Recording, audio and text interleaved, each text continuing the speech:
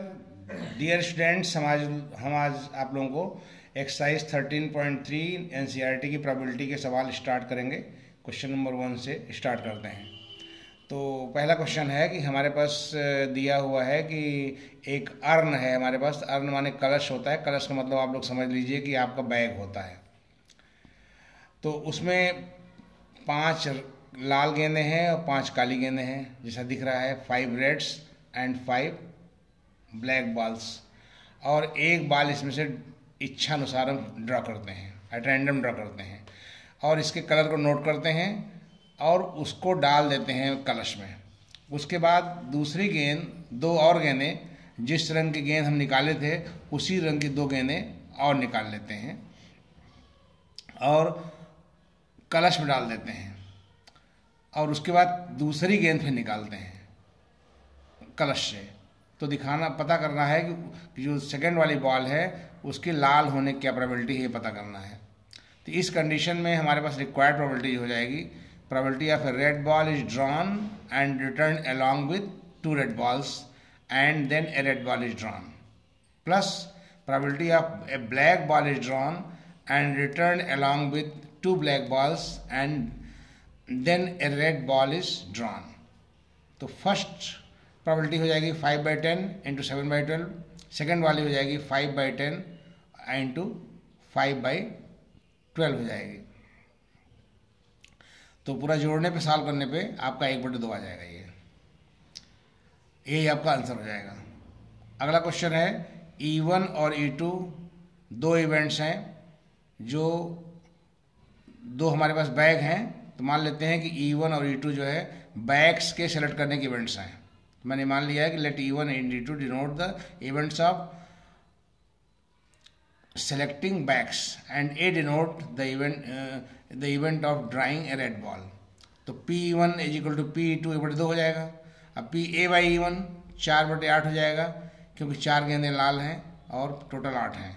अब PA/E2 जो है 2/8 हो जाएगा, क्योंकि 2 गेंदें जो है हमारे पास लाल है दूसरे वाले बैग में, तो 2/8 1/4 हो जाएगा। पूछा है बेस थ्योरम से कि अगर एक गेंद निकाली गई है और लाल है, तो क्या प्रोबेबिलिटी है कि वो पहले वाले बैग से निकाली गई है। इसका मतलब वो प्रोबेबिलिटी ऑफ E1/A पूछा है। तो is equal to P(E1) into probability of A/E1 हो जाएगा, upon probability of E1 into probability of A/E1 plus probability of E2 into probability of A/E2। इसी में वैल्यू बैठा देंगे। तो 4/8 into 1/2 upon 4/8 into 1/2 plus 2/8 into 1/2। Solve करने पे 4/4 plus 2 हो जाएगा, काट देंगे तो 2/3 आंसर हो जाएगा। अगला प्रश्न है कि हमारे पास मान लेते हैं एक हॉस्टल, मतलब हमारे पास एक हॉस्टल है, कोई स्कूल है, उसमें एक हॉस्टल है, और उसके बाद उसमें बच्चे पढ़ते हैं। तो कुछ लड़के जो पढ़ने वाले हैं वो हॉस्टलर होते हैं, और कुछ लड़के ऐसे होते हैं जो कि बाहर से पढ़ने आते हैं। तो यहाँ हमने मान लिया है कि let E1 E2 are the events of drawing a hosteller and a day scholar. इसका मतलब E1 ऐसी इवेंट है कि हमने हॉस्टलर सेलेक्ट किया, और E2 ऐसी इवेंट है कि बाहर से आने वाले छात्रों को सिलेक्ट किया। तो यहाँ पे बता दिया गया है कि 60% हॉस्टलर हैं, इसलिए probability of E1 is equal to 60/100 3/5 हो जाएगा। और 40% लोग बाहर से पढ़ने आते हैं स्कूल में, probability of E2 is equal to 40/100 and 2/5 हो जाएगी।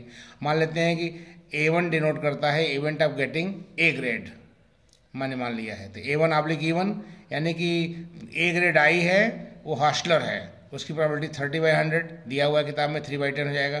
प्रोबेबिलिटी ऑफ A1/E2 मतलब A ग्रेड आई है, वो बाहरी लड़का है, तो 20% ऐसे लोग हैं, 20/100 2/10 हो जाएगा। इसलिए बेस थ्योरम से रिक्वायर्ड प्रोबेबिलिटी E1/A1 ने पूछा है। तो probability of A1/E1 into probability of E1 upon probability of A1/E1 into probability of E1 plus probability of A1/E2 into probability of E2। यहाँ वैल्यू बैठा दिया, दोनों सब सारी वैल्यू रख दिया। सॉल्व करने पर 9/13 आ जाएगा। अगला क्वेश्चन है, हमारे पास कुछ क्वेश्चंस हैं हम सॉल्व करने के लिए दिए गए हैं। तो कुछ क्वेश्चंस का आंसर हम डायरेक्ट जानते रहते हैं, और कुछ क्वेश्चन जो हमको नहीं आता उसको हम टिक लगाते हैं, गेस मार देते हैं, ऐसे अंदाजुआ लगा देते हैं उसको। तो हमने ये मान लिया कि माना E1 denote the events of E1 be the denote the event that student knows the answer and E2 denote the event that student guesses the answer। क्योंकि स्टूडेंट को जो क्वेश्चन आएगा सही से आएगा तो वो जानता है माना जाएगा, जो नहीं आता उसको गेस करेगा वो। तो हमने E1 मान लिया, उसको मालूम है, E2 मान लिया, वो गेस करता है।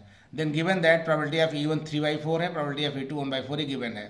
मान लेते हैं कि A denote the event that answer is correct, यानी कि ऐसा करने के पश्चात हम मान लेते हैं कि ए ऐसी इवेंट है कि उसने जो सॉल्व कर दिया, चाहे वो आता हो उसको, चाहे गेस किया हो, उस आंसर के सही होने की घटना ए है।